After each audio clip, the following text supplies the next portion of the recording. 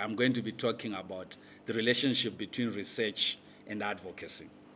So I think I'll start off by talking about our theory of change at Trust Africa. Briggs has really talked about it, so I'll just whiz through it. At Trust Africa, we work through 4 interrelated strategic pillars: capacity strengthening, knowledge generation, technical assistance, and empowered citizens. But before I do that, we all know about Trust Africa, right? We started off as the Special Initiative for Africa in the Ford Foundation as a program, 2001. At that time, The Economist had just run this article for all of us. I think most of us remember that one, with a malnourished child holding an AK-47, Africa, the hopeless continent. It was a time of pessimism around the future of the continent. And also it was a time of sort of a deeper questioning about the interventions that were taking place on the continent, led by both official development assistance and also private philanthropy.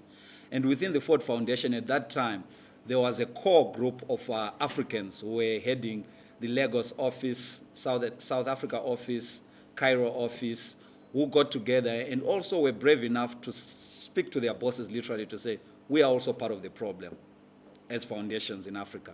What Africa needs is an African foundation that is led by Africans, that convenes Africans, and also is driven by Africans in terms of agenda setting.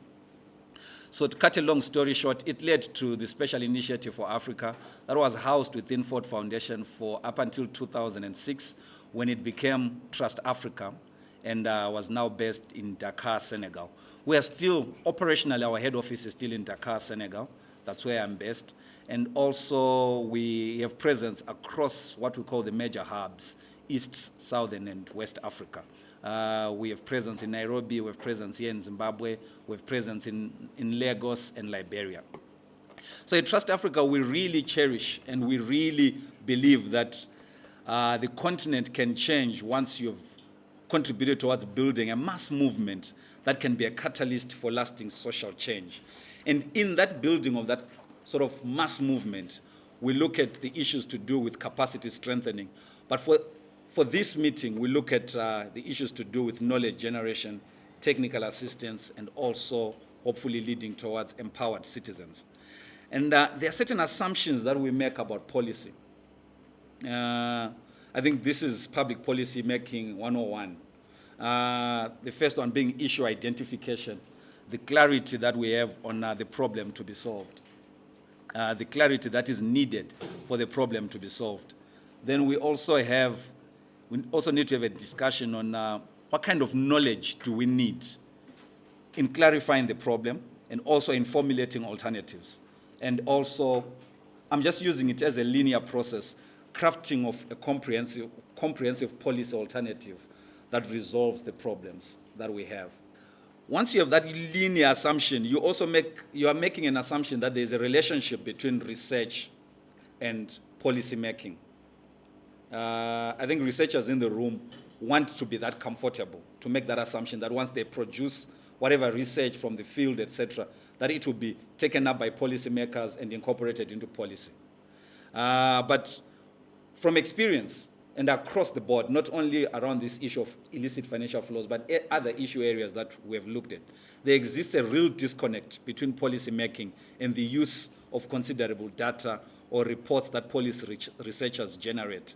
And some of it is actually not the fact that government is unaware of it, but government is not politically motivated to utilize that, or there are actually bigger political forces or even donor interests that are pushing for a certain position.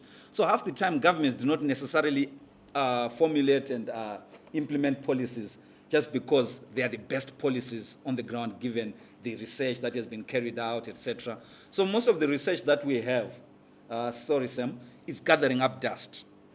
And the challenge is to say, how do you get that research to be used? In fact, in many cases, policy making then tends to be very ad hoc in nature, driven either by political or donor interests. Also, what we have is the limited platforms that are inclusive of governments, multilateral institutions, African civil society organizations for problem identification and consensus building on how to resolve those issues. What we have also is public policy issues are increasingly becoming very complex, yeah, especially within the globalized system that we work in. And we also notice, like Masego was talking about, that the focus that we have had, which is sort of a limited focus, especially in the corruption debates, around focusing on the state, while you are not looking at international systems, and also how the state itself is actually a victim of the manner in which it has been inserted within global processes, especially around the governance of financial systems, around investments, opening up the economies, etc. So you find that, especially when we're beginning to discuss trade agreements, illicit financial flows, the state is no longer necessarily the locus of resource or even of policy making. If you just focus all your advocacy or your research at that level, you miss the bigger challenges that we have in the globalized system. Then also, we then move on to the link between policy research and advocacy. So the increased complexities in global financial circuits, economic production, have also stretched not only the response of the state, but even African civil society. So you'll notice, and I was also privy to the debate between Patrick and Khadija, which was very interesting. And what I picked up was, and I don't want to put words into Patrick's mouth because he's going to come and speak for himself, but what I picked up was one of the issues that he was raising, which was important, even the agenda around illicit financial flows. Where was it coming from? So that the lack of leadership amongst African civil society organizations, especially think tanks, in terms of defining the agenda or defining, sort of understanding the problem and beginning to identify solutions. It's something that we found that when we entered into the IFF space, we were already behind, because Global Financial Integrity and others in the Global North had done a lot of work in terms of sort of opening this up. But they were opening it up in a limited way. I'll show it later on. So what we're beginning to find is the need, besides just carrying out research, but the need for real alliances or solidarity networks between Global South progressive forces and Global North progressive forces, so that we come to a place whereby we broaden and radicalize the agenda beyond the narrow agendas that we have, especially around IFF and its link with tax justice, to begin to broaden it to the issues that Patrick is raising. But you see, what we do not have a shortage of as African civil society, or just as Africans in this space for socio-economic justice. Our struggles date to we have a longer period of struggle from the 1940s. So here I just summarized the kind of struggles that we have gone through. Struggles against colonialism, inadequate models of economic development, etc. So these are the struggles for, I would say, political independence, the nationalist movement, then the struggles against structural adjustment, and the Jubilee movement and Drop the Debt, and the post-independence winds of change democracy. The reason why I'm listing these is because there's an aspiration within the Stop the Bleeding campaign, as enunciated by Briggs and his colleagues, to come up with a proper African campaign that is beyond small rooms like these, that goes to begin to speak to the present realities of Africans at a very basic level, to begin to link IFFs with social development, to begin to link IFF with health delivery, IFF with education delivery, etc. So the challenge is to say, how do we get to that tipping point where it becomes so popular that you don't need to be mobilizing people in rooms like this, but you're at Africa Unity Square? Because I think this is where the struggle has to go to. If we are really saying that IFFs is the challenge that we are facing, is the challenge of the current decade, that if resolved can help us propel Africa to another level of development. So, but what we are lacking, or what we need, is to then locate IFFs within the broader discourse of Africa's development. So at the moment, and I say this respectfully because Ndikumana is here, and he's one of the sort of the original framers of this discourse, I think the current formulations of IFFs, although they expose a huge injustice, they are limiting in terms of how then they define the problem and even the solutions thereof. Because it's looked at as a technical challenge, maybe around tax regimes, around weak states, regulation capacity, and also misbehavior of a certain type of MNCs or private corporations that are working in collaboration with the comprado elite. But we do not take the historical forms of how Africa is inserted, or even just the global south, like Sam would want to put it. The global south has been inserted unfairly within the global circuits of capitalism. The manner in which the political economy of production in itself, before you even talk about revenue flows, just the ownership is already problematic, especially of our extractive resources, agriculture, the land grabs, etc. When you begin to look at it from that broader perspective, you realize that IFFs are just one of the issues that we have, that we are struggling with, given the current model of global accumulation.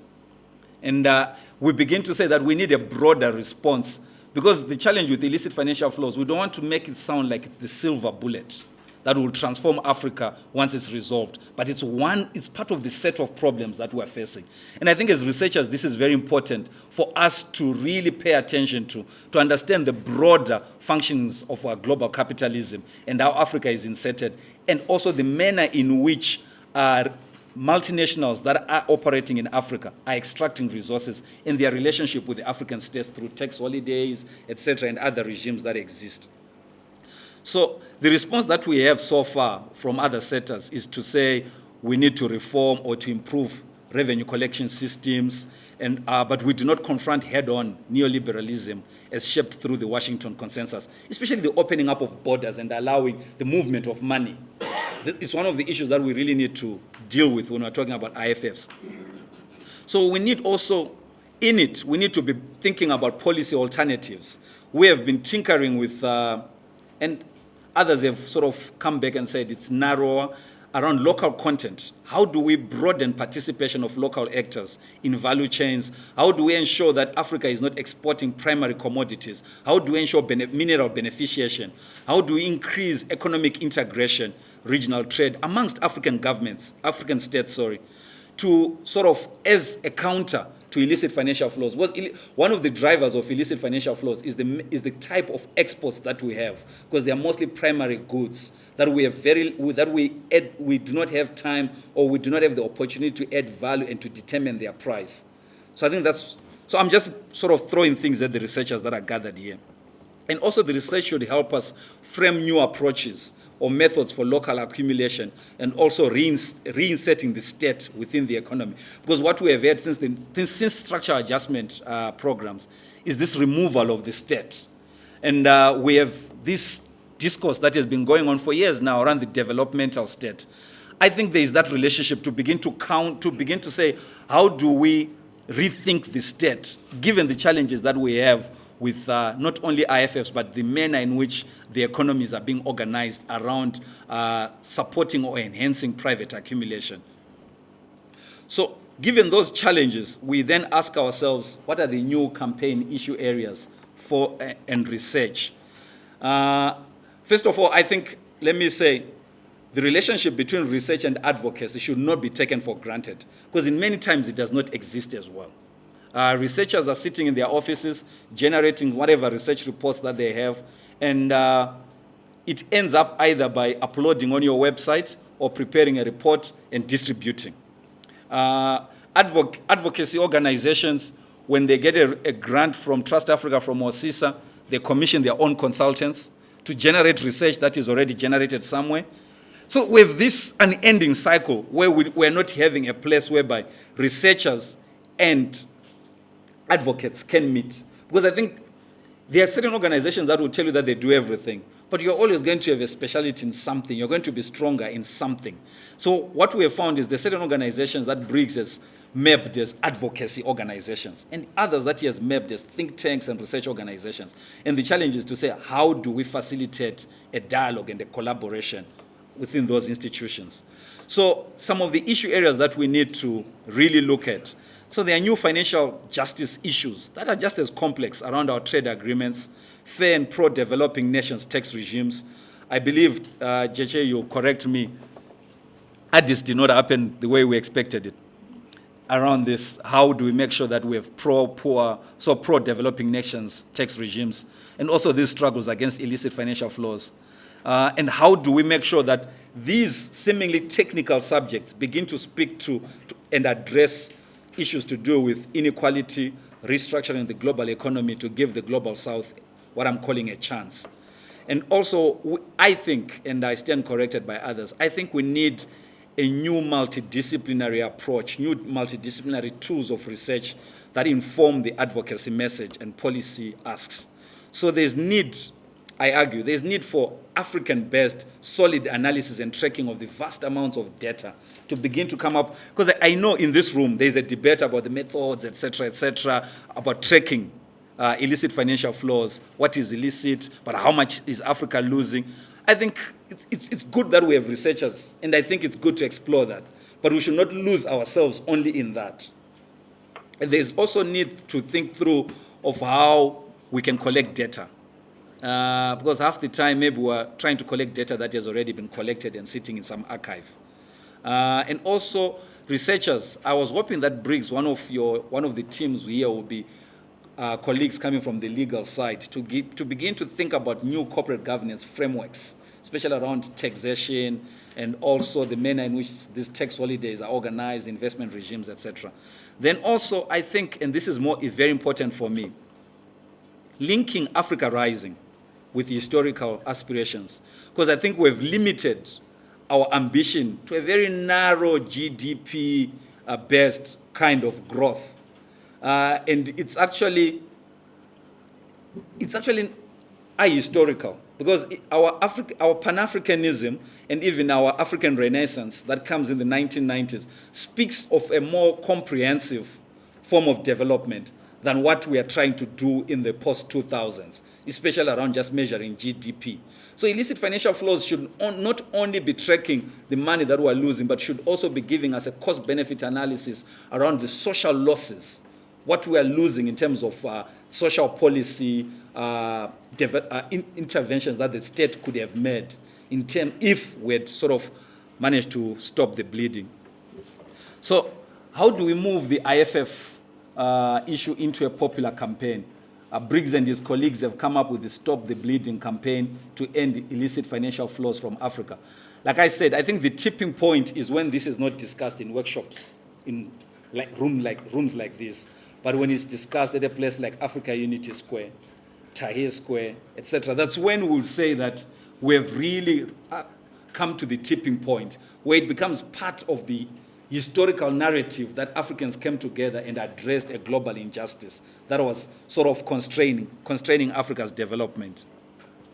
So just to finalize then, how do we clarify the manner in which resources are being siphoned out of the continent? Because research needs to do that for us. Clarify it better for us so that advocacy movements can begin to come up with policy asks to say, how do we stop it? Because at the moment, we are told that we're losing so much. And it's done in such a technical language, trade mispricing, tax evasion, etc. I'm not so sure if our advocates can come up with an advocacy agenda that responds to these things. And also, can we address some of the methodological contestations? We're not saying you should come to a consensus, but we should come to a place whereby we can move forward. We are in a gridlock around the contestations, around the formulas, how do we measure this, etc. And how do we make sure that the research that you generate beyond this initiative, all the research that you are carrying out, how do we make sure that it informs the advocacy agenda? And also to continue sustaining the campaign through generation of credible data and also creating scenarios. And I asked this question, and this is really like to poke at Briggs. Do we need a new movement against IFFs, or it needs to be on the platform of the broader economic justice movement? Because we do not want to seem to be creating another movement when we've already been discussing the issue to do with broader economic justice, but to highlight illicit financial flows as one of the big drivers that is causing this bleeding or that is causing the underdevelopment. I don't have much more to ask or to say, but just to wish you well in your deliberations. I have to be in another meeting. It's crazy. But anyway, I'll be in and out. But thank you so much for honoring the invitation and for being here. We do not take it lightly. We know you've got very busy schedules. And we are hoping that after this, we are going to have some credible research that will come out of these processes and take the way forward. Thank you very much.